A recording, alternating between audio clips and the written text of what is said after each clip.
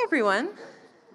I don't know if you're like me. I feel like there was just this big energy flow as we were going through those ideas, and I don't know, my heart is racing a lot because it was a lot of work to get through. So maybe we all just take like a breath. Whew.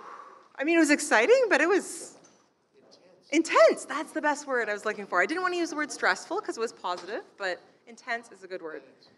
So if anyone needs to just like stretch or, take a breath, feel free, because I know we didn't really have a break between. We just did this very intense prioritization, looking at our themes, trying to reword them a little bit, and it's a great segue, I think, for the next piece.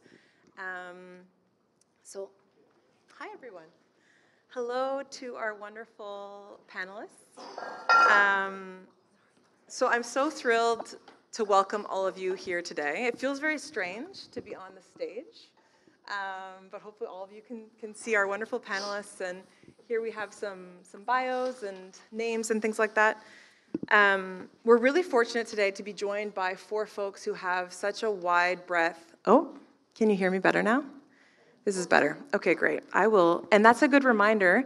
One of our techs asked me to please remind folks to keep the microphone close to their mouths, so. Okay. Now we're learning this as we go, but really grateful that we have 4 panelists with us today who have such a wide, diverse, and deep experience with housing, both in Burnaby and province-wide. So really quickly, I want to introduce our 4 wonderful panelists. So it's my pleasure to welcome Thom Armstrong. He's the Chief Executive Officer of the Co-operative Housing Federation of BC, Coho Management Services Society, and the Community Land Trust Foundation of BC, all headquartered in Vancouver, and he has held leadership positions in Saskatchewan, Ontario, and BC during more than 35 years of service in the cooperative housing movement. So thanks so much for being here, Thom. Next, we have Dr. Andréanne Doyon. Is that how you pronounce it? Doyon.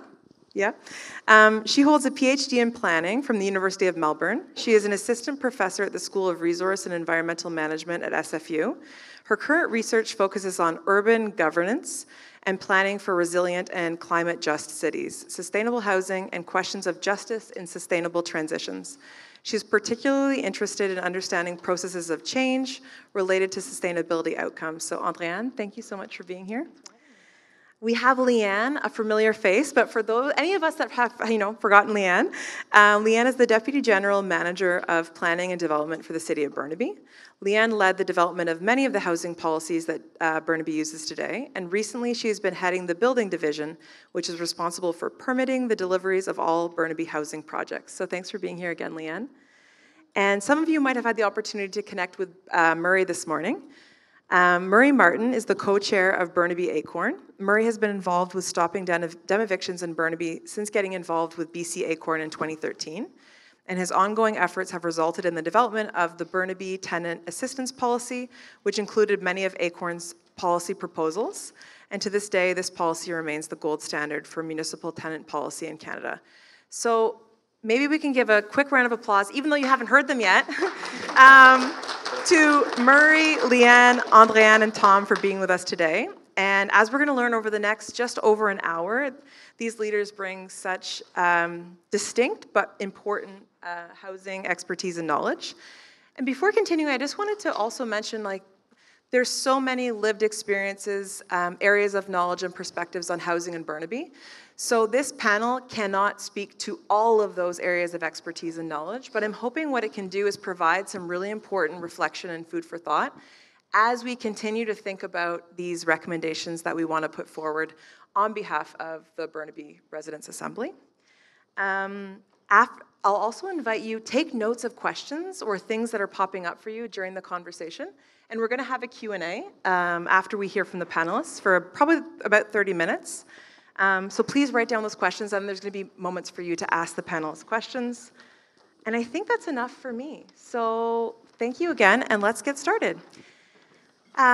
Maybe to get things started off, I've invited the panelists to think about what is the biggest bottleneck in creating accessible and affordable housing for the Burnaby community in this moment. And I've asked them, if possible, to think about any examples or stories that highlight those bottlenecks or challenges. So I'm not sure who would like to go first, But whoever's feeling inspired to share that story or that first example, please go ahead. And we'll share the mics. I'll go first. Okay, thanks everyone. I'm going to start by saying that housing is a system, it's an ecosystem, and there are many things that can cause a bottleneck. So what I thought I would focus on is, and also there are a lot of partners, as we're going to hear about too. So I thought I would focus on the role of the city and where we are bottlenecks and where things are challenging for us. So as a city, we have kind of two main roles. We set the policy, which you've heard a lot about in your deliberations over the last few weeks, and we also deliver or permit the housing, so we get applications and make sure that they eventually get built.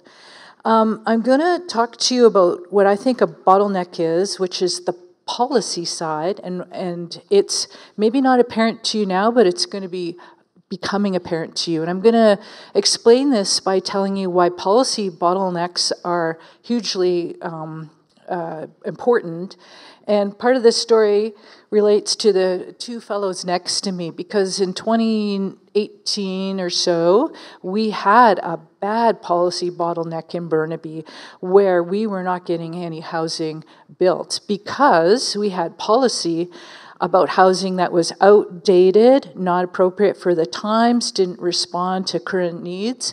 And so we had my friend over here, Murray, coming to every council meeting, telling council what a problem this policy was. And it was starting to really make development slow down. And it meant we weren't getting homes built for people. So we had to do some work around community engagement, hearing what people said were important to them, and then developing new policy, which put us on a good track. We did that in 2019. We were on a housing task force together, and that was the impetus for some of the more current and policy that we have now that is making things happen. The reason I say it's going to be a bottleneck coming up again is now we've got a new legislative set of changes about housing in terms of small-scale,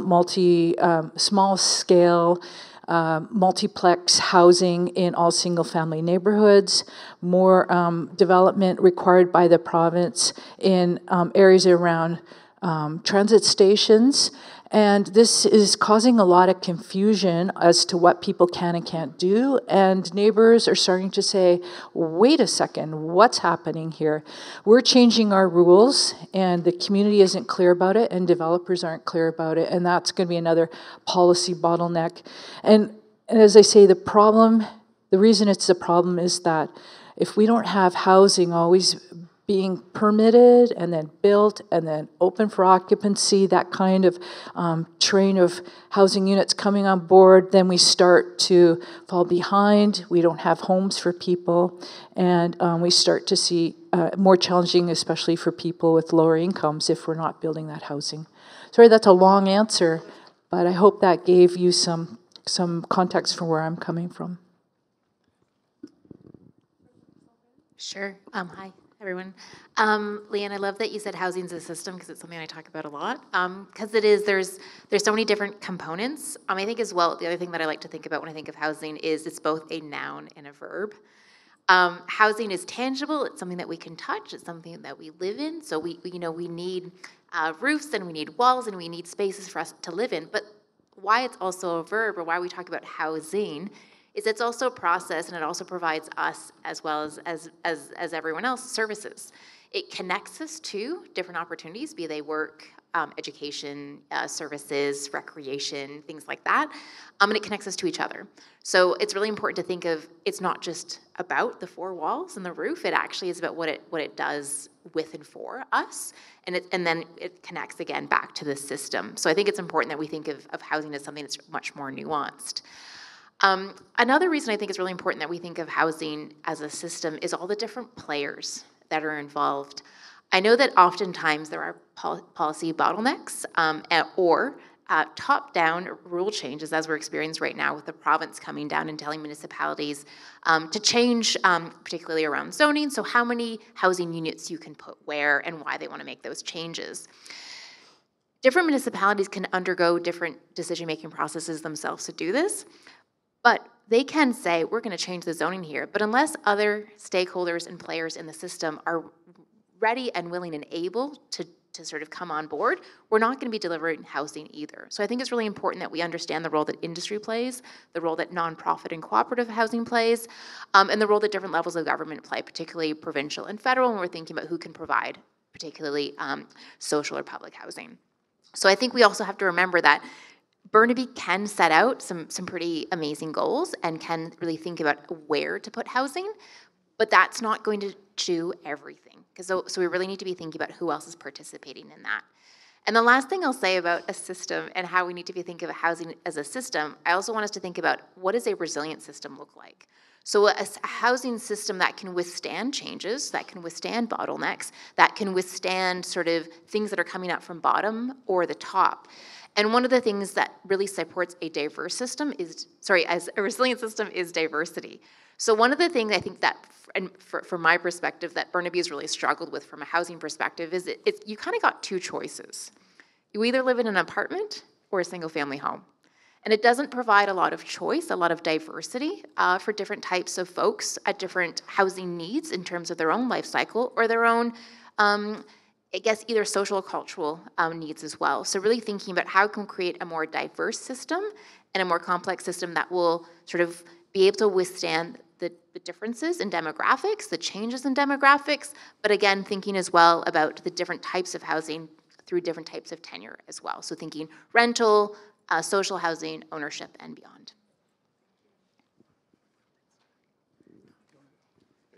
Thanks. So it's a pleasure to be here. I really appreciate the opportunity.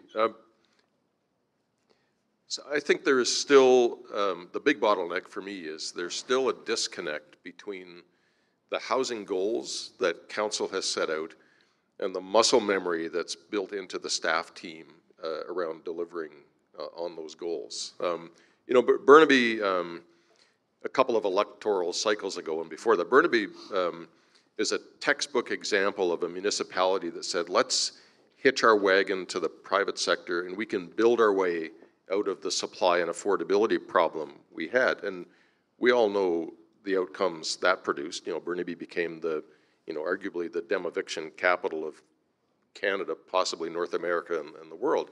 And so the political winds have changed. But again, we have a system, and I think it is right to describe it as a system that's based on decades of practice in slowing down the process of development for the kinds of housing that would directly address the affordability crisis. So, you know, I really do think that there's not enough of a conversation now about how to get the people who are delivering homes that are affordable to people who need them the most to the front of the line in that approval process, speed up that process even more dramatically for them, and then be more conscious of the impact on affordability of the costs you layer on to a development at the very beginning. Just like one might seem to be a trivial example, but if we buy an existing apartment building to preserve affordability for tenants or co-op members, and the city has an equity stake in that development, and the city insists on funding a demolition reserve at the end of the lease, so that literally in 60 years, you'll have enough money to clear the site from the building that's currently housing people affordably.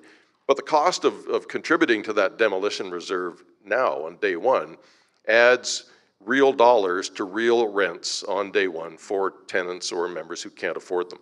So there's a real, again, I'll just repeat it, there's a disconnect between the kind of built form we need, the kind of affordability we need, and the process that's in place to give the approvals quickly enough and on an affordable enough basis to get the outcomes we want. Well, I think we'll get into those in a lot more detail in the next hour or so. I guess I'll finish off. I'll try and be as brief as possible. So I'm Murray. I'm with ACORN. Our organization is basically a low and moderate income organization. So we're looking at, if you look at the socioeconomic income of families, we're basically the top 20% at the bottom, who are almost never listened to in policy decisions. And so like I want to look at bottlenecks as more a bottleneck of ideas.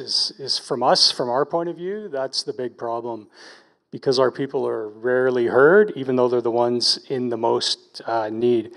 And you know, if you look at housing in the hierarchy of needs, like if you've heard of Maslow's hierarchy of needs, there's food, water, and housing is your third most important need for people in the human race.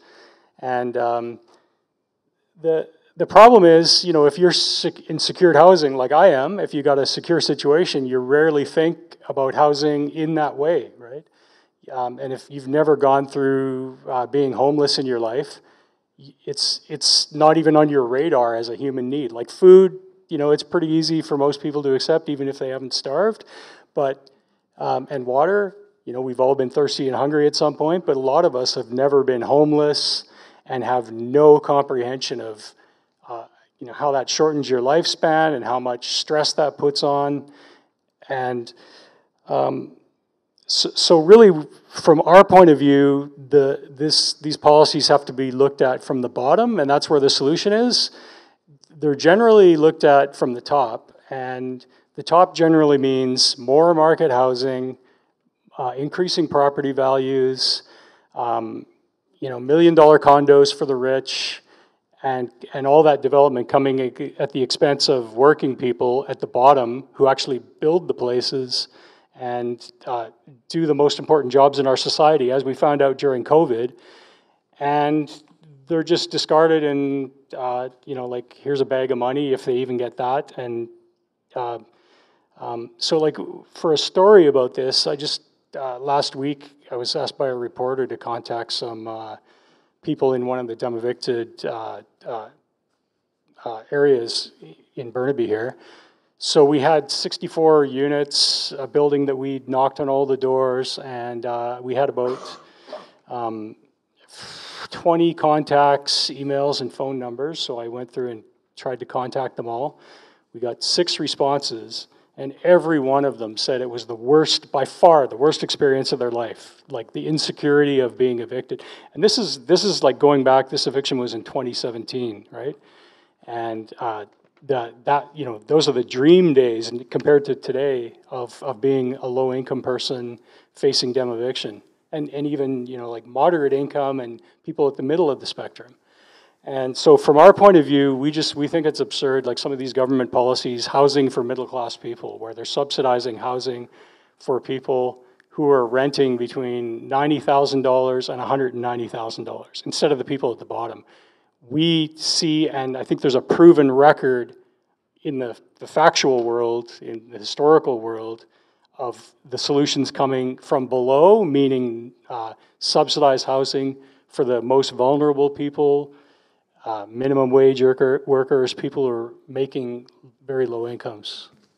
I'll leave it at that. Yeah, no, thank you so much. And I'm just thinking, I mean, already such a stimulating discussion. Like, I just want to note a few things that have stood out for me, but what I'm just hearing you say, Murray, is really that human element. And it makes me think of like the importance of empathy as we're considering, someone said, I think it was Andréanne maybe, or it might be all a mix, but you know, a home is more than 4 walls. And so to really see the human piece of that, also to look at housing as a system is quite an interesting way to perhaps reframe it. And then it was really interesting, I think it was Thom, when you were talking about the difference between the policies might have advanced, but perhaps the systems that are in place or the personnel that are in place, there hasn't been time for that shift in kind of ways of working and ways of thinking. So just want to thank you for starting us off in such a stimulating way. I have a few questions now to ask any of you to jump in on, and then we'll go to some Q&A. Assembly members, I think when we're looking at some of the initial ideas that came out of our first 4 conversations together, there was a big importance on prioritizing affordable housing. So we wanted to take a moment to just maybe better understand the city already has several active strategies and plans in place. We're not starting from scratch in terms of the conversation about affordability in Burnaby. What does it mean, though, for Assembly members as we start to grapple with recommendations that we want to put forward to inform the OCP, to take it to the next level, to build on this work, past work or current work? So any thoughts on how do we move this forward, and how do we either continue where there is momentum, or where the momentum is lacking, how do we start that momentum?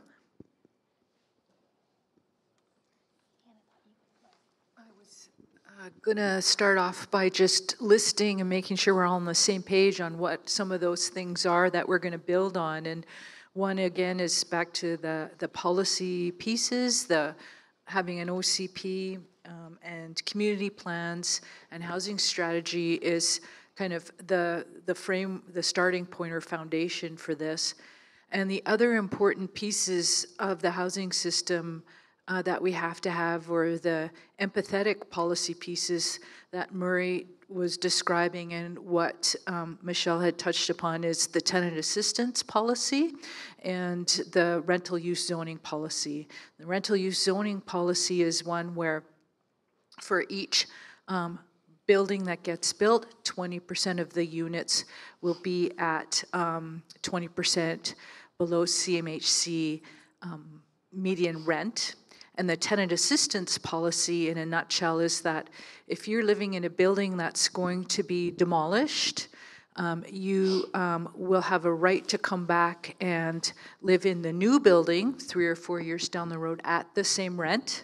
And in the meantime, the developer will help you find a place to rent if you need that help, but also pay the difference in rent if your rent is higher than what you're paying now.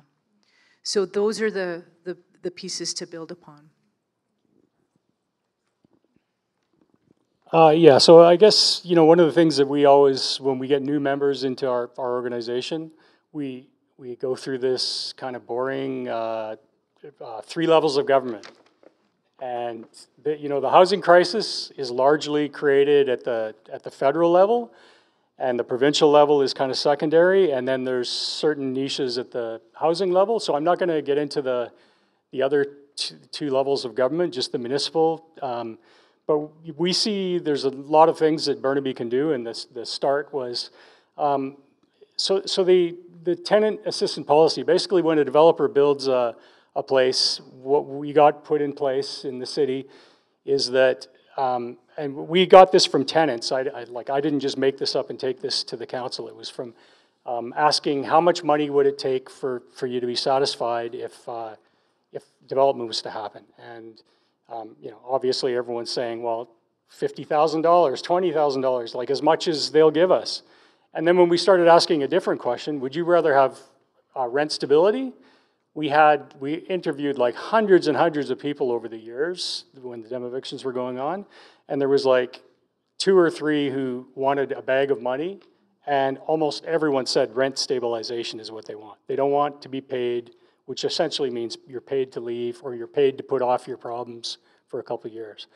But this policy doesn't really do anything to fix the housing crisis. It fixes people who are displaced and developments coming at their cost. So it's a bad program, but it's the best of all the programs. That's the way I like to describe it, because it's not going to fix the housing crisis, but a lot of people are going to be housed by it. So that's just one sample of what a city can do, and we've done it here. And I think Councillor Gu is trying to expand it, because we could only get agreement on the task force that purpose-built rental units with 5 and up would apply to that. Councillor Gu and maybe some other people or councillors are trying to increase that so it'll be anyone who's demo evicted in Burnaby. But there's lots of possibilities, and I don't want to go on because I can go on for hours about this. I think stability is also a really interesting word to think about in a variety of different ways. So Murray was talking about stability in terms of the cost of rent. Another way that we can think about a stability is location. Something that's really, I guess, a common phrase that we talk about a lot in planning when we're thinking about housing is aging in place. And what might that mean to be a member of a society, of a community, of a neighborhood, and maybe your current housing isn't suiting you anymore, but where do you go? again, if we don't have a diversity of housing options, we're not able to stay in the places that we're connected to, so that we might actually stay in homes that are way too big for us, that could serve a lot more people, because there's nowhere to go. Also thinking about, again, that diversity of housing, one way is, again, it can help people age in place. It also can help people stay where they grew up and maybe not live with mom and dad anymore, because there still can be members of the community. But that only can happen, again, if we have something that's different than single-family homes everywhere. So I'm actually pro sort of zoning change and really thinking about, what is density, what does infill look like, and how might that be connected to affordable housing in the sense of, can we let go of spaces for other people? Can we create spaces for people to come into neighborhoods where they can access transit and services and jobs and education, and they're not, it's not adding additional stress or costs on their home? I think when we talk about stability of price, one thing that we rarely talk about is the cost outside of rent.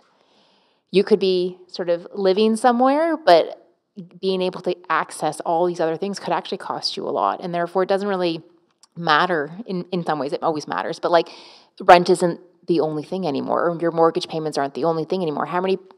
Do you need a second car, a third car in your family to make this work? What sort of care are you needing to pay for to support older or younger family members, because you can't access home as quickly? So there's a lot of things that we can talk about in terms of stability, in terms of what that means to think about, again, housing as a process, as a service, and how we might think differently about where that is, for whom, and how that connects to the things that we need as part of our lives. So yeah, so location, density, infill. Over to you, Thom. I'm going to take a slightly different tack here. I think the way to take it to the next level is to have an honest discussion about whether we believe there's a housing crisis. I think people now say it as a matter of, it's like a reflex, right? Is there a housing crisis? Well, of course there is. But sometimes I get the feeling that people are agreeing with that just to be polite, so that they don't have to have that uncomfortable conversation that we would have if you didn't think there was a housing crisis. But if we do, then surely a crisis deserves a crisis level response. And that means not nibbling around the edges, right? We're not solving a housing crisis with secondary suites. Let's be frank about that. Nor to address the most recent change coming from Victoria, we're not solving them with fourplexes either. We need a dramatic expansion of affordable housing delivered by housing developers who focus on social purpose and not return to investors.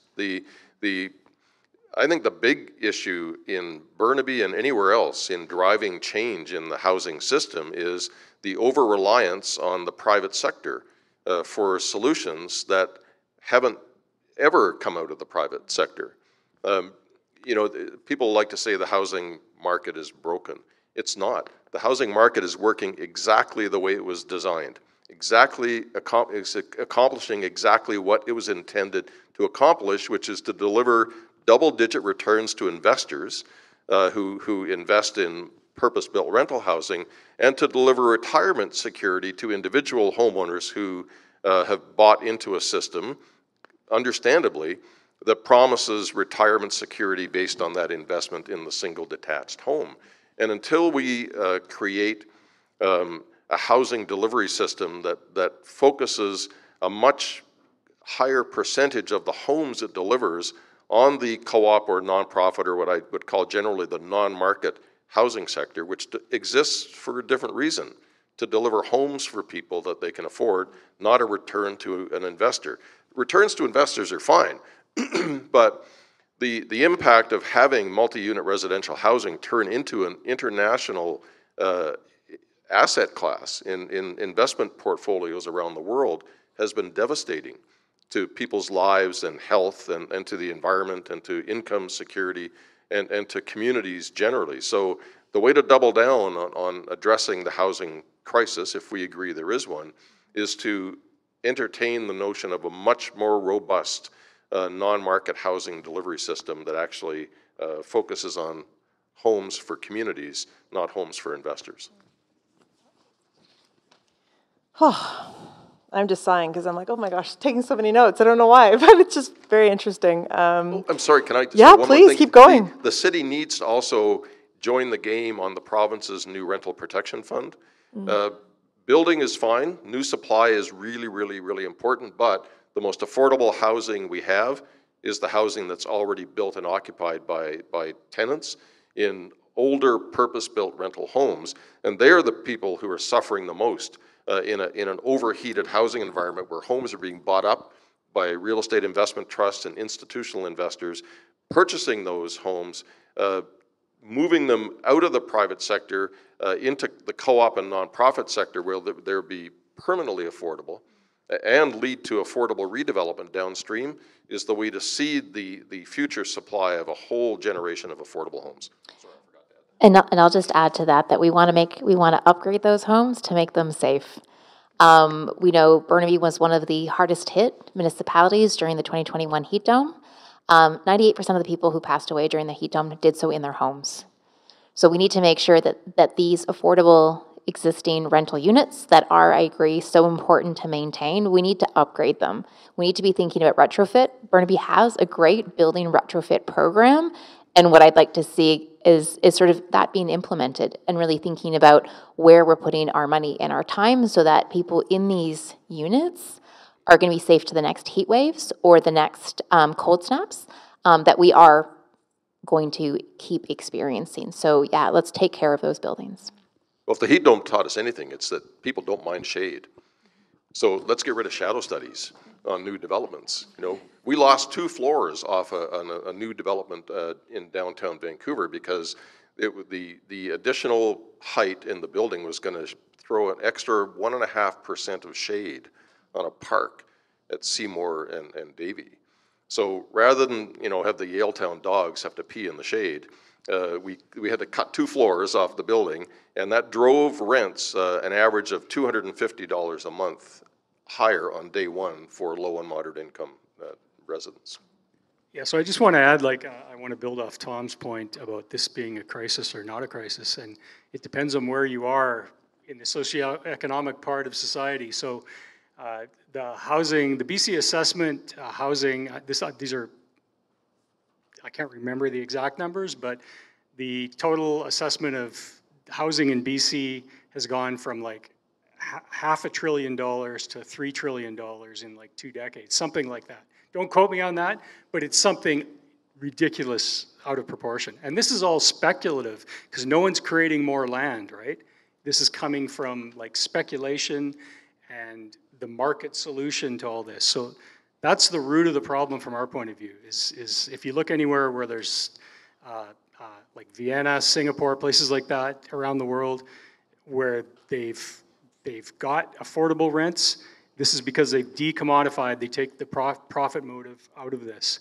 And so like in a lot of cities, and even our organization is guilty of this, is going for kind of like reasonable demands, like, okay, we'll just ask for 20% inclusionary zoning. So when a developer builds something, 20% of the units have to be like so-called affordable. Here's your opportunity. Why don't you ask for 50% or 100%? And let the city explain why they're not making the 100% affordable or 50% affordable. So the Canadian Centre for Policy Alternatives is, I believe it's a CCPA, is I think they're asking for inclusionary zoning of 50% because this is really a crisis. And it's a bonanza for a lot of people at the top of the spectrum, but it's a crisis at the bottom. And they're saying 50%, and a lot of these should be at shelter rate kind of rents, right? So which means like $500 a month for an individual on assistance, right? But that is what's going to collapse the prices. Government stepping in. It's not at the bottom lowering prices. It's not developers building for-profit rentals and market housing. I've never seen a case in history where they've overbuilt and they don't stop building because it's not profitable. They don't just let the prices collapse. They stop building and they choke supply until the prices come back up. So it's obvious to a lot of people who are following this sincerely that it's a non-market solution is what needs to be pushed for. Leanne, did you have something you wanted to add? And then we'll go to the final question. And so get your questions ready, please, for panelists after this. Yeah, Murray, because you said, why doesn't the city do this? So I thought that it'd be good for me to chime in. And I think that one of the things about housing is that there's a lot of things that are trying to be balanced. And for example, when we have an application come in, we have a policy, the rental use zoning policy that I described to get 20% of the units. We also collect density bonus money, which we use to build things for the community and the new residents coming in. So community centers and playgrounds and parks and all these kinds of good things that people need to have a healthy neighborhood. And the 20% versus why not 30 and 50 it's always a trade-off against these other things. And so I'm certainly not going to say where it should be or where it is, but it's certainly, you're going to have to give up something to provide more affordability. Affordability can be provided by other levels of government helping to create lower rents through grants and so on. And just one more clarification, when we talk about these economics, I often hear the developer should pay, but really the developer will still build his project and get a return, and it's not the coming out of the developer's pocket per se. It's the people who are buying those homes and so on. So just clarification points. So let's do one more question, and we'll try to have it be a rapid round, because I'm very curious to hear the questions that you're going to have for the panelists. We're wanting to just spend a little bit of time, the Assembly, I think, after this session, but for the forthcoming 2 sessions, there's going to be a lot of tensions that are going to come up and a lot of ideas of trade-offs. So I wanted to just offer a couple of things that we know that the city has to contend with, and if you can just share your kind of gut reaction to that or top recommendation, that would be really helpful. So how can the city manage tensions like densification, rate of change, gentrification, if we're, the premise that we're all working with here at the Assembly is that we're going to be accommodating 100,000 new residents by 2050. So when you think of those tensions and trade-offs and the things that you read about in the newspaper or you hear about on every radio station, if you were to tune in right now, there's definitely one of these things being discussed. What would be your thoughts for both Assembly members, but also just the city? Sure. I would come back to something that Michelle had said earlier is the importance of empathy. And I will then come back to something that sort of Thom said around sort of if it's a crisis, we need to do things differently or we need to respond. So I think we need to both accept and prepare for change, and we need to bring empathy into that space. Things are not going to look the same. And that's not bad. I think like the other thing I would say is change isn't bad. We have the opportunity to welcome all these new people into the city and into the region. We have the opportunity to change the city and change different neighborhoods to support the future. It's not going to look the same. So like almost like let it go. Just like let it go. And now I'm singing Elsa in my head. I was like, I've got a 5-year-old. Does everyone know Frozen? But honestly, like I think it's really important to say, like, we're looking at the future of Burnaby, and while there are going to be, there's important aspects of the past that we want to take with us, we can't take it all. And so we're moving into the future, and we're going to do that with empathy, and we're going to, sort of look to see how we can make things better. I think when we talk about resilience, we talk about bouncing forward or bouncing back.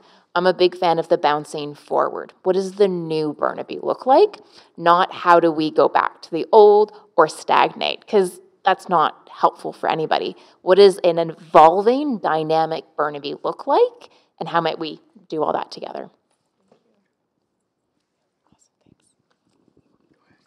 Murray, do you want to go next? Okay. We'll mix up the order. Yeah, so the, these estimates on the growth of cities, I think we can just leave it at, we can assume that cities are going to grow. I don't want to get into this thing where there's kind of a discourse going on is we should choke immigration and keep students out and stuff like that, and that's going to solve, like, that's the root of the housing crisis. Like, no serious economist is actually saying that. That's all done at the political level. So I just wanted, the assumption is that I'm working on is the city's going to grow, and we've got to decide what the makeup of the city is. And if we go down the private market path, continue to go down that road, we're going to end up with, it's rich people get housing, and poor people, if they want to be in Burnaby, they're going to be in tents, they're going to be in vans. And the converse, the more affordable we make Burnaby, it's the second most affordable or expensive city in Canada to rent in right now. And you know, this is partly, in a lot of people's opinion, it's partly because of this free market policy with dem evictions that just went roughshod. And you know, and now the provincial government is trying to expand this model to 800 meters within every transit zone. And we just, without the proper decommodification and protections to ensure housing's affordable, which the provincial government is leaving up to cities, we know as an organization that's not going to be done. It's not like you've got lower income concerned people being elected to cities who are, you know, they might be concerned, but they don't take action in general. It takes us on the outside pushing back. So I would just say, you know, like anything that decommodifies, takes the profit motive out of housing is good. And, you know, one thing the city can do here is, like, the city, there's a lot of single family homes in this town, and people move out and they create land assemblies. Why does this have to be done by the private market? Why can't, you know, like a string of 10 houses along, I don't know, Imperial or something, be bought up by the city over time and upzoned, so that upzoning increase of value is captured by the city, the people of Burnaby, to create affordable housing for the people of Burnaby. Because the way it's done right now is all these upzonings are being captured privately, and literally when the city switched to this, the Metrotown Downtown Plan, which allowed upzoning to quite high levels in a very large area, there was a literal multi-billion dollar transfer of value to the private sector, and that the government could have captured in a different way. Like, the city of Burnaby could have captured that in a way I'm suggesting. I'm not going to get into a policy debate with you know, exactly how to do it. It's for after. Yeah, exactly. But you know, these are the two models we've got. We've got capture these land value increases by the public, in which case they can be kept down, or let them be captured by an elite group of rich people, basically, is the way it's working now. And that's got to stop if you don't want more homeless. I've lived in Burnaby since 1994, and there was very rare to see homeless people in Burnaby. And now it's like, you know, Vancouver used to be the big homeless place. Well, every city now, even small towns in BC, have these, and it's because we've been pursuing this for-profit solution to something that it's not the solution, it's the opposite of a solution. Go ahead, Leanne, and then Thom. Okay.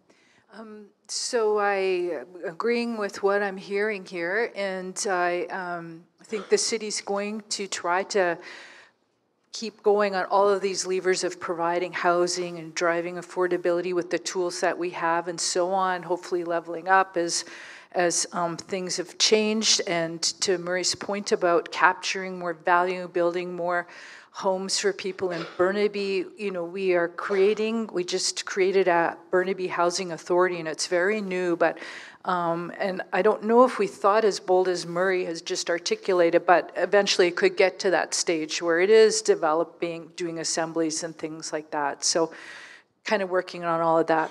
I was just going to go back to my theme that I was on the last time. The other thing that we can do to help affordability, especially in dense neighborhoods like Metrotown, Brentwood, and so on, is to make sure that through the development process we're capturing those fees and amenities to make community spaces for people, and providing more affordable, free spaces for things. I mean, that's really, really important. Andréanne, you talked about like other aspects of affordability, but if we can build a daycare in a building and then get a nonprofit operator, and together with the province's $10 a day daycare, we're starting to really help, you know, young people with families on affordability. So I know personally, myself as a planner in the city, will keep trying to drive those things that are going to make our communities livable. We can't just be solely focused on housing, because, you know, people, when they walk outside their door, they want to experience the city in all aspects of it. So balancing all of those needs is something that we have to do to grow resiliently and sustainably over the next, well, forever, right? Thom, final thoughts on this question of tensions, trade-offs?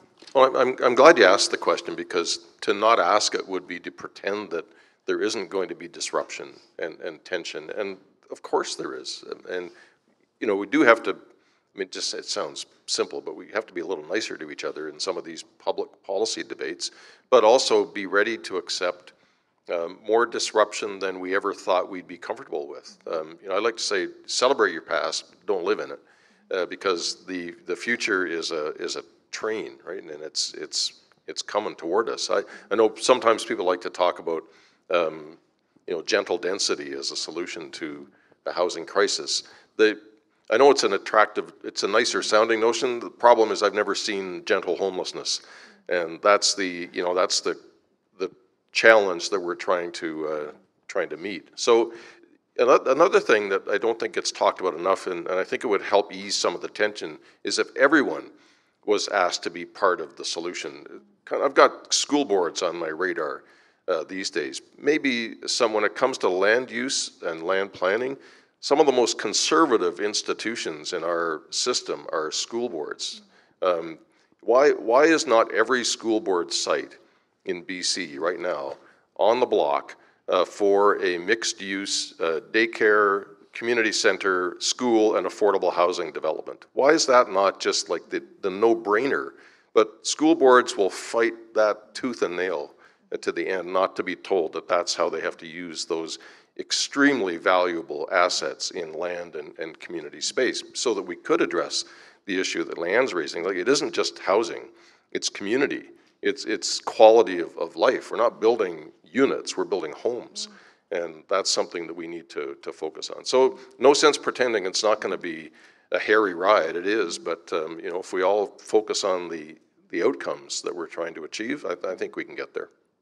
Yeah, and I think it's a perfect segue to hear from these folks who, I know on the call, we had a prep call, and I spoke to our 4 panelists about, I mean, the commitment in this room of, you know, 43 people spending 7 Saturdays trying to come up with these types of solutions and recommendations and really thinking outside of the box. And so if you have a question, yeah, it's perfect. My colleague Athavan is going to take the mic. And so please stand up and share. Maybe we'll do like 2 or 3 questions.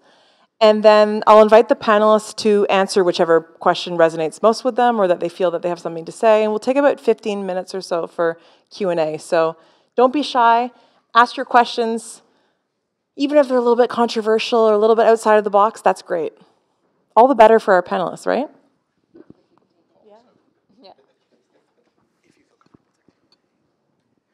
So my question is kind of for everyone.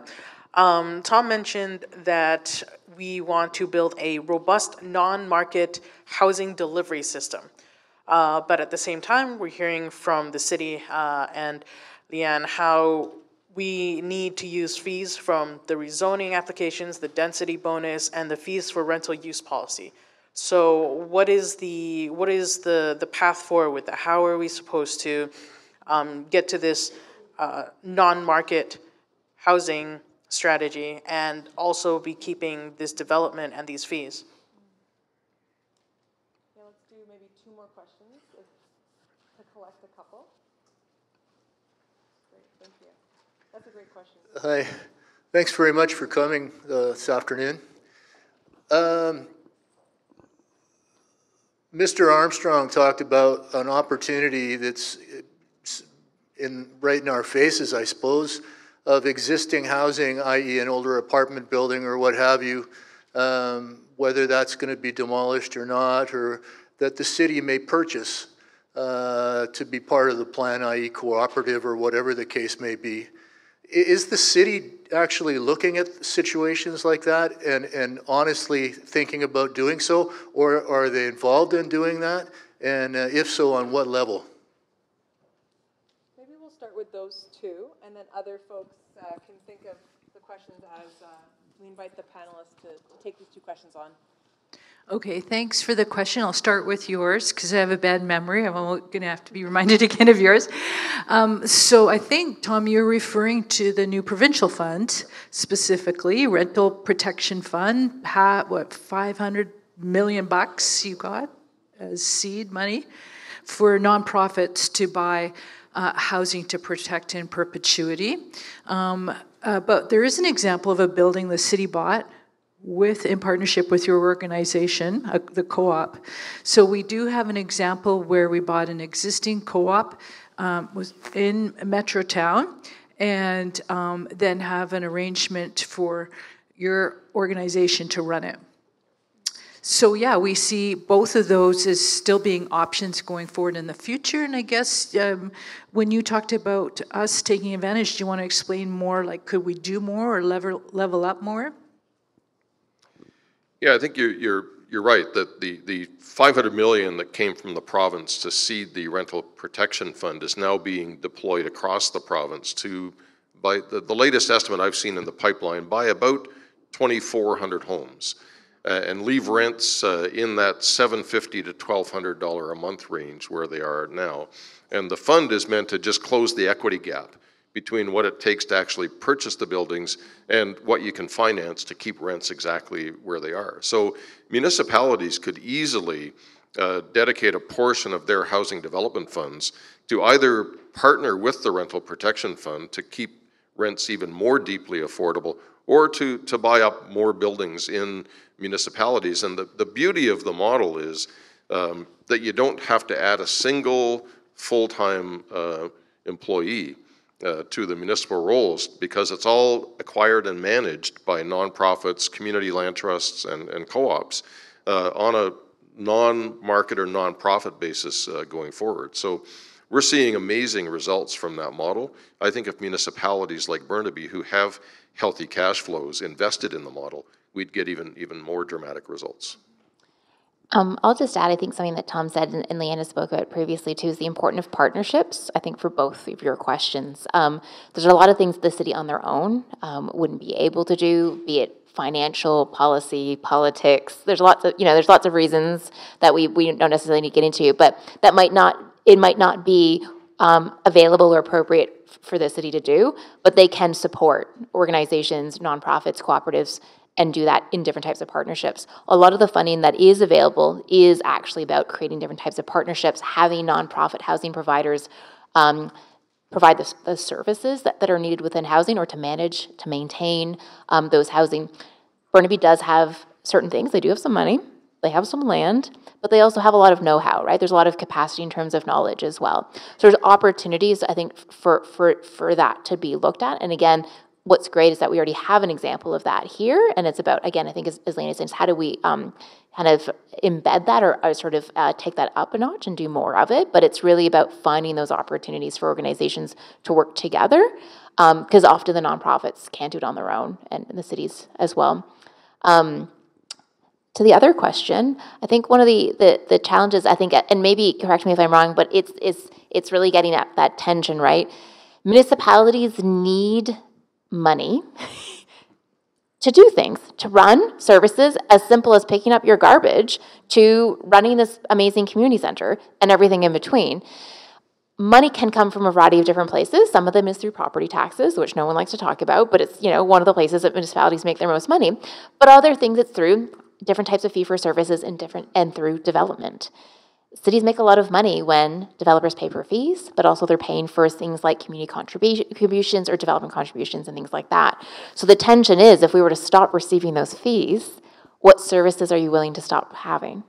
Or what services will we no longer be able to offer? Or how will we have to change given that we will receive more people, right? So there's that tension of that.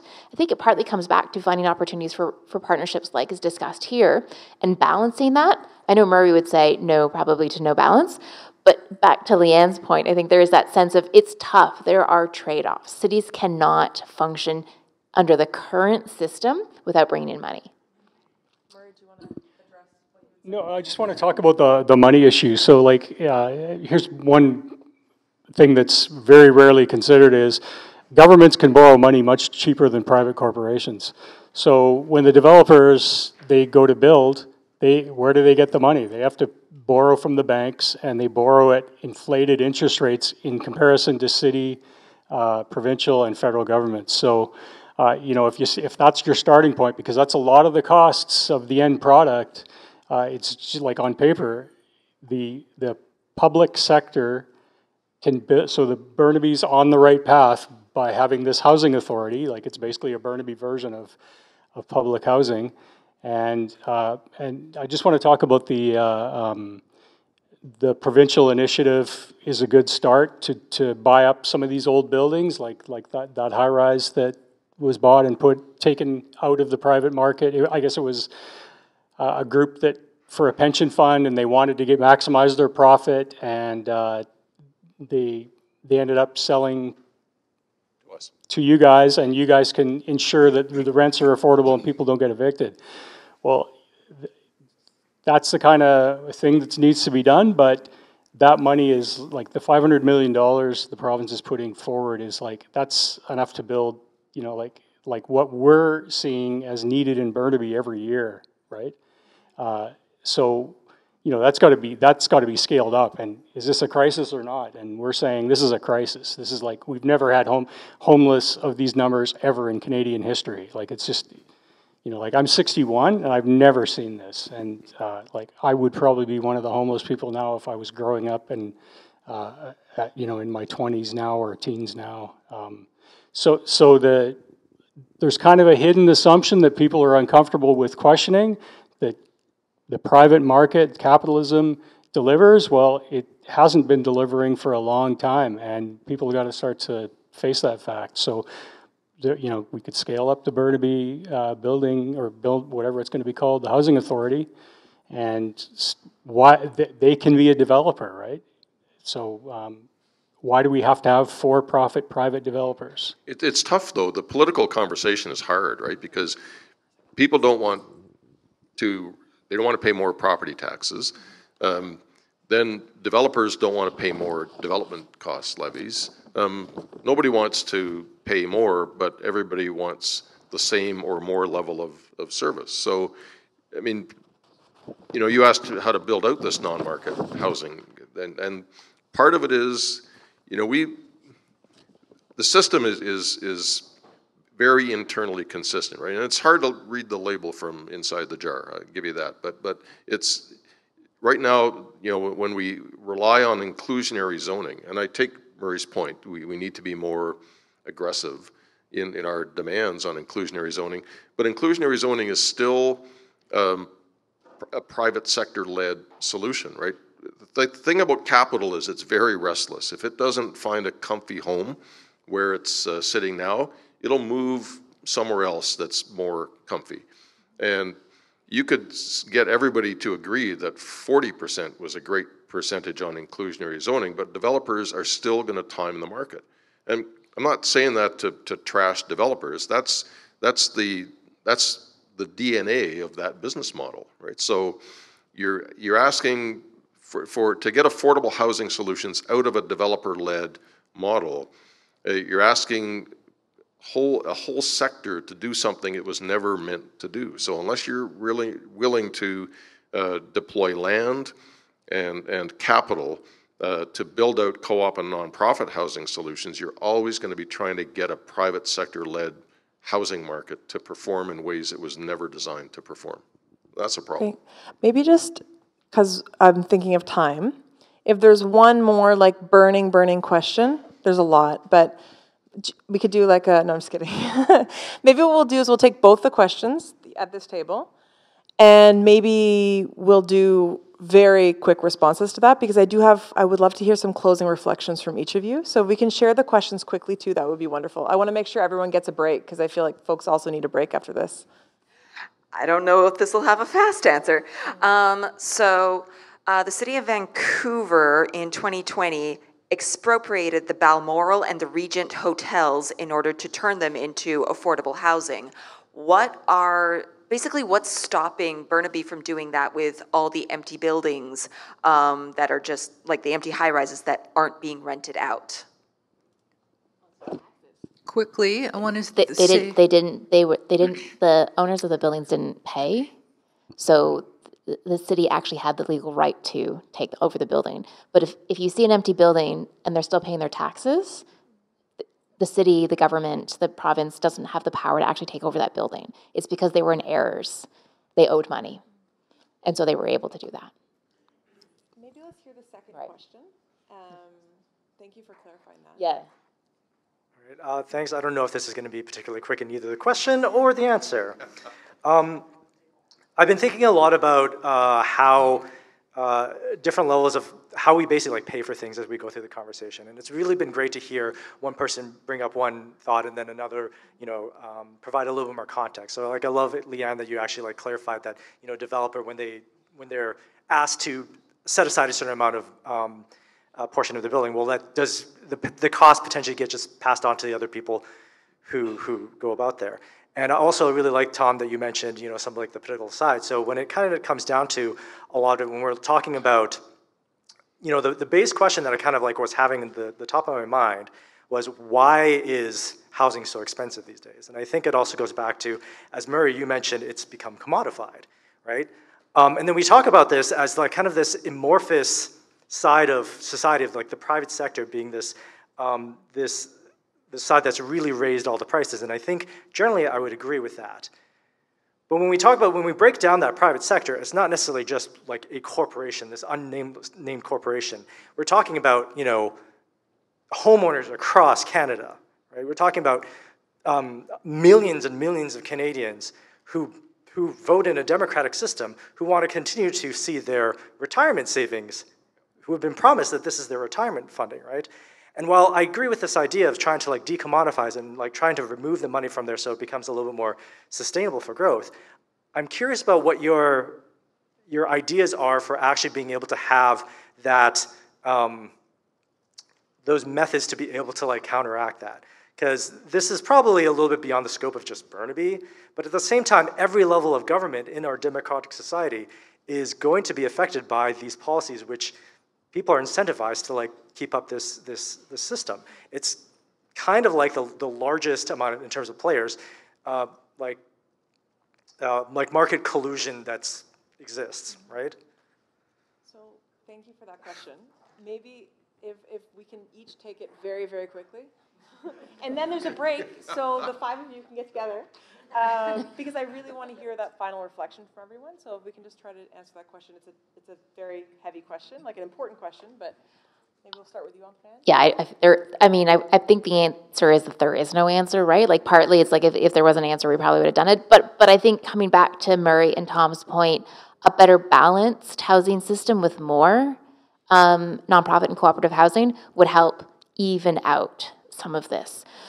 In sort of the gold star places, when we talk about places that have a lot more affordable housing, there's kind of two things that usually come up: a higher percentage of cooperative and social housing than we see here, and then the other thing is the commodification of housing. So how quickly the sort of property's value, values increase.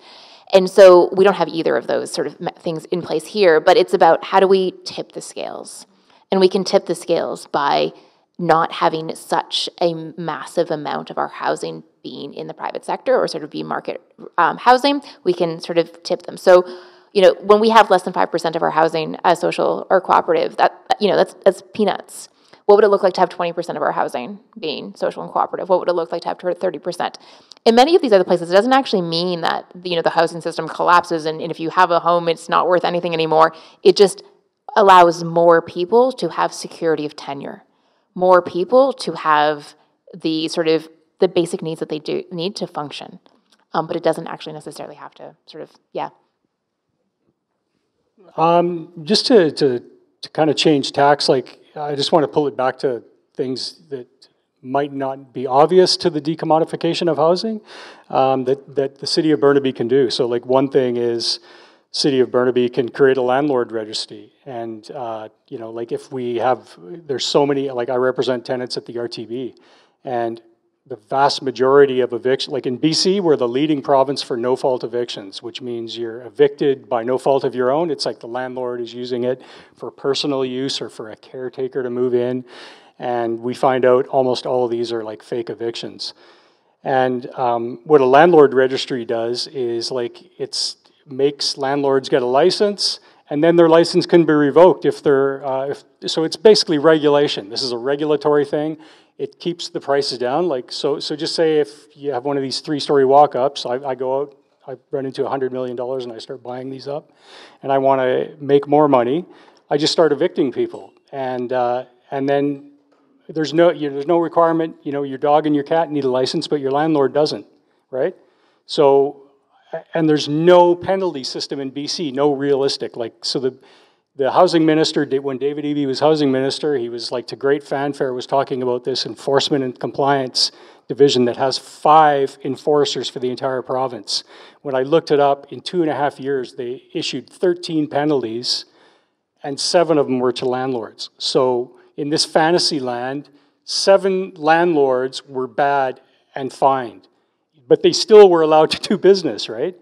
And so, like, I see landlords every day that should never, ever be allowed to own a property again and rent it to people. Like, we see this all the time. And it, you know, this is one thing the city could do. It could create a landlord registry. You could, the city could hire like 5 advocates who do what I'm doing. And because so many people, especially the more vulnerable you are, if you're handicapped, if you're an immigrant, if you know, like the system is very hard to navigate for some people, including myself. Just the first time I tried to help a tenant at the residential tenancy branch, it was like so stressful, and I wasn't even being evicted.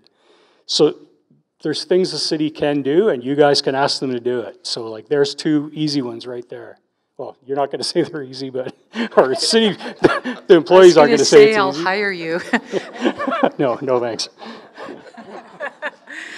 Super articulate question, and I think you hit the real underlying dilemma that we all face, but it's pretty complex. These guys have given a great answer. I'm going to pass, and you're on the spot now. Oh, thanks, because I wish we had an hour for that question, because that's the central political conundrum around housing inflation. You know, the single biggest taxpayer-funded subsidy in housing is the capital gains exemption on the sale of principal residences. And so when the province appointed their expert panel to deliver recommendations on changes to the housing system, one of their recommendations, and they had everybody from you know the developers to the CEO of the nonprofit housing association, and one of their recommendations was just start chipping away at that exemption on the capital gains exemption on the sale. And before the report was even published, it was hilarious, both the provincial finance minister and the federal finance minister rushed to the microphones to say, don't worry, we're not touching the capital gains exemption. your investment in your home is safe. So until we figure out a way to chisel away at that addiction to inflation in housing values and real estate values, and the incentive to keep that wall between owners and tenants and not find that middle ground, then we've got exactly the problem that you highlighted. So my advice to the Assembly would be, don't go big or go home. Don't nibble around the edges. Be bold. Make yourselves deeply uncomfortable in the solutions you're advancing, and then make the people who answer to you even more deeply uncomfortable if they don't deliver the solutions that seem to have a chance to make a material impact on what I think is a crisis that deserves a crisis level response. That was perfect. So 15 seconds to each final panelist, and apologies for only 15 seconds. You said what I was going to say, and I was going to tell everyone that, you know, it's in my planning career, there are only a few moments in time where we get to have these conversations and get to think about what we want to do for the next 25 years. And to Thom's point, be bold, give us your big ideas that will really change things for the future for the next 25 years. We have a housing crisis, if you believe it or not, debatable. We have a climate emergency, and which is all related to how we build. And so if we really want to change the needle, then we need bold ideas right now. And don't phone Leanne, phone the mayor. Yeah, and that's kind of a good point, because I don't see this as a policy discussion. This is a political battle, and that's what it comes down to, because there's interests that are winning and losing in the house. It's not a crisis, like Thom says. It's a crisis for some people. A lot of people are getting filthy rich off this, and it comes down to a political battle, and basically, what side do you want to be on? Me and our organization, lower income people, we're on the decommodification side. And it's a win-lose proposition, and it always has been. And so there's one side has been disproportionately winning for a long time, and that's global capital and even single-family homeowners. Property people versus non-property people is the situation, and it's a political battle, and that's what it is. I'm a property owner. I'm on the side of non-property owners. I couldn't care less, well, I could, if my property values dropped. I'd rather see my property values drop than my neighbors be homeless. It's just me. Staying with that theme of be bold, ask for change, fight for change, but don't forget to be kind to each other. I think that's so important. I think it's really important that, yeah, you call the mayor up and tell them how you feel about things. Think about how you're voting at the municipal, provincial, and federal level. Think about, what you're asking for. Be bold. Think about the change you want to see and all that, but don't forget that we actually all are human and that we're all sort of in this, so be kind to each other. Remember as well, it's not just about you. I think this is one of the hardest things that, I don't know if Leanne, you've had this as a planner. I think planners are attracted to planning because it's about the public interest. It's about the public good. We're making decisions for communities and for societies. And it's actually it's not about us as an individual. It's about us as a community. And so kindness, empathy is so important. But the bigger picture, coming back to, I think, where we started from the get-go, housing is a system, but we exist in the system that housing exists in as well. So we need to think about that. Wow. Thank you so much. And I think, it couldn't have ended better in the sense that we have an invitation to be bold, to be creative, to think outside of the box. But I love the invitation or the reminder to also be kind to one another, because we only can do this work together. And even if we're going to disagree, and there's going to be disagreement, there's going to be tension, we need to be uncomfortable, apparently. These chairs kind of help a little bit. So let's lean into that in a positive way where we are kind to each other. So on behalf of everyone here, I just want to thank the four of you for being so candid and reflective and giving us hopefully some good food for thought for the last 2 hours. And it's break time. So go enjoy your break, get some snacks, some food, and yeah, a big round of applause to the housing panel. Thank you.